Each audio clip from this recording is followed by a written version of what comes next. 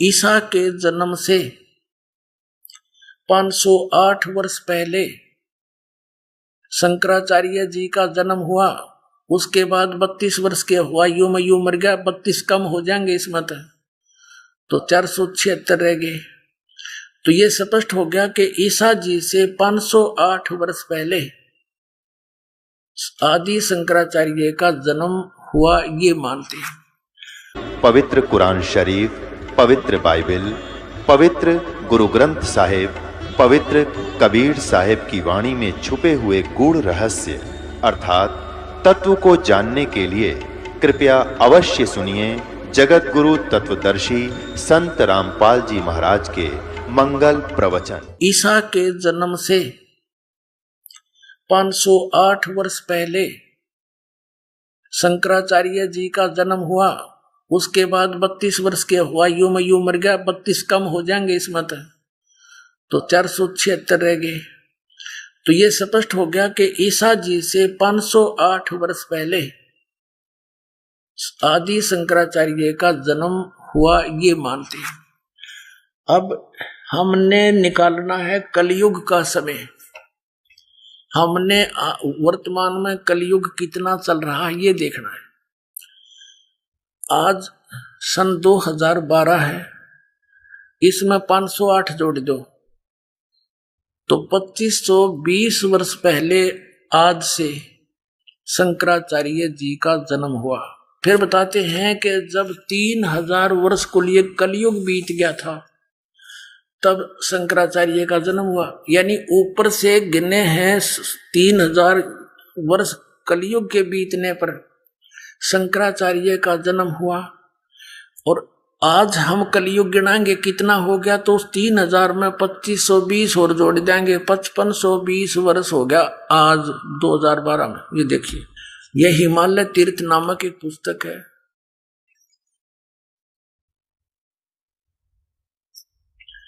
JP Namboori इसके लेखक हैं।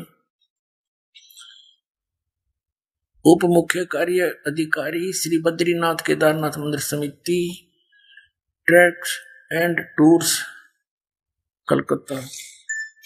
Himalaya Tirth a book of the pilgrim, JP Namboori पहला प्रकाशन, प्रकाशक है रंजू चक्रवर्ती, 76A/1 बामा चरण राय रोड, कलकत्ता। मुद्रक एंग्री प्रिंट सर्विसेज, कलकत्ता। अब इसके 42 पृष्ठ पर हम आते हैं। हिमालय तीर्थ ये पुस्तक है, 42 पृष्ठ।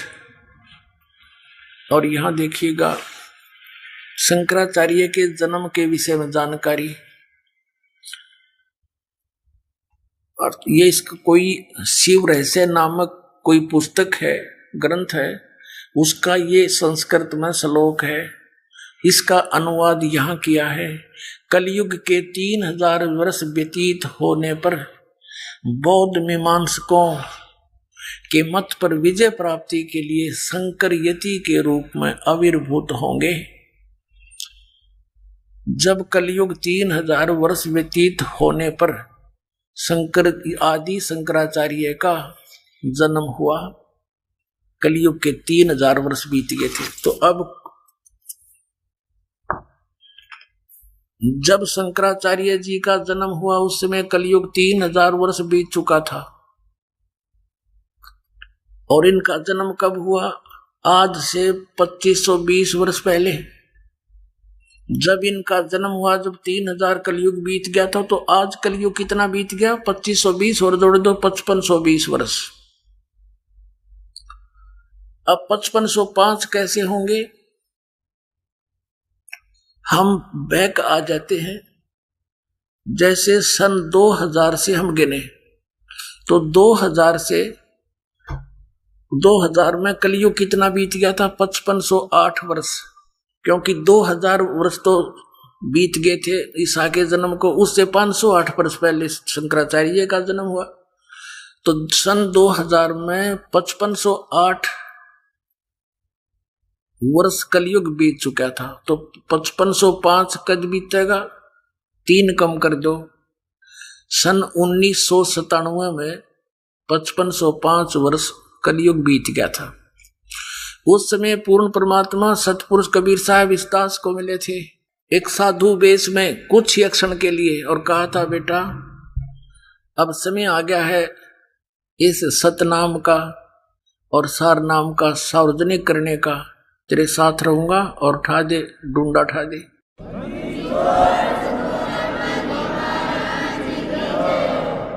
अपने आत्माओं, ये ना सोचना कि दास ने अटकलबाजी लाके आज कोई पिछली इतिहास बना रहा हूं, नहीं। आप सत्कर मानना, ये क्लियरता ही बोया कि 5505 कद बीता, ये अभी इनके प्रमाण मिले दास को। 2005 में दास ने एक पुस्तक लिखी थी, भक्ति और भगवान।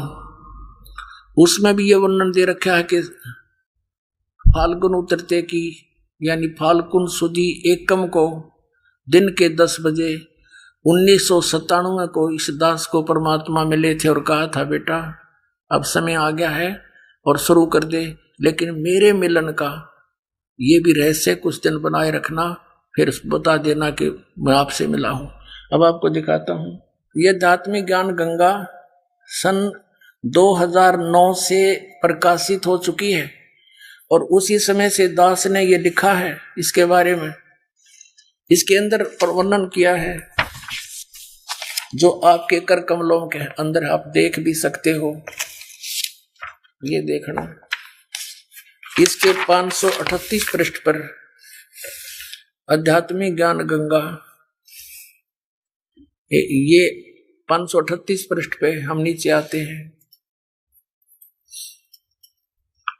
मुद्दास रामपाल दास को परमेश्वर कबीर साहिब जी संवत 2054 फाल्गुन मास शुक्ल पक्ष एकम मार्च 1997 को दिन के 10 बजे मिले तथा सार शब्द की वास्तविकता तथा संगत को दान करने का सही समय का संकेत देकर अंतर ध्यान हो गए तथा इसको उनके मिलने वाले प्रकरण को अगले आदेश तक रहस्य युक्त रखने का आदेश दिया। बोलो सतगुरुदेव।